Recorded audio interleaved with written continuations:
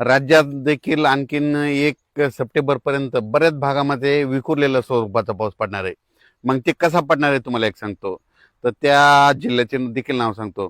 राज्यामध्ये 26 ऑगस्ट, 27, 28 ह्या दरम्यान म्हणजे ह्या 3 दिवसामध्ये काय होणार आहे, 26, 27, 28ला नागपूर जिल्हा, वर्धा, भंडारा, गोंदिया, चंद्रपूर, यवतमाळ, त्याच्यानंतर वाशिम, हिंगोली, अकोला, अमरावती, त्याच्यानंतर इकडं हिंगोली, परभणी जिल्हा, जालना जिल्हा, बीड जिल्हा, त्याच्यानंतर अहिल्यानगर, नेवाशापर्यंत, त्याच्यानंतर संभाजीनगर, जालना आणि इकडं जळगाव, जामोद ह्या पट्ट्यामध्ये ना 25, 26, 27, 28च्या दरम्यान त्या भागामध्ये पाऊस असणार आहे, म्हणून हा अंदाज लक्षात यायचा.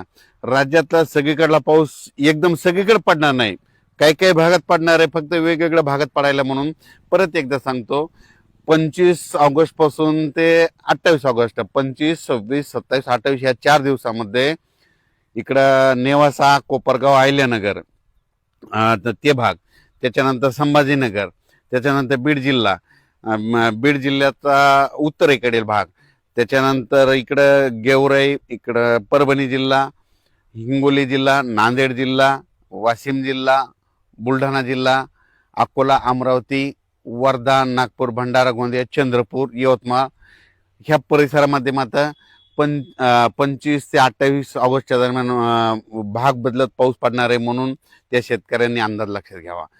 23 ऑगस्टच्या दरम्यान आज देखील राज्यामध्ये ढगाळ वातावरण राहील, पण तुरळक तुरळक ठिकाणी दुपारनंतर थोडं ऊन पडेल आणि ऊन पडल्याच्या नंतर मग राज्यात पाऊस सुरू होईल. मग ते पाऊस तुम्हाला सांगू तुरळक भागातच होणार आहे.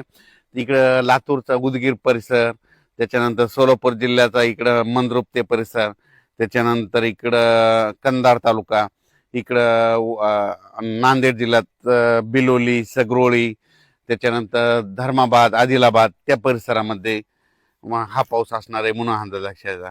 पण एकदम राज्यातला सर्व पाऊस एकदम बंद होणार नाही, भाग बदलत पडणार आहे, विखुरलेल्या स्वरूपाचा राहणार आहे, म्हणून हे लक्षात घ्यायचं. त्याच्यानंतर कोकणपट्टीचा मात्र ते पाऊस चालूच राहणार आहे, म्हणून कोकणपट्टीचा त्या शेतकऱ्यांनी देखील अंदाज लक्षात घ्यायचा. राज्यात देखील 1 सप्टेंबरपर्यंत पाऊस असणार आहे, पण ते काय होणार आहे, 10 मिनिटाचा, 20 मिनिटाचा, अर्ध्या तासाचा असाच पडणार आहे, सर्वदूर पडणार नाही, म्हणून सर्व शेतकऱ्यांनी अंदाज लक्षात घ्यायचा.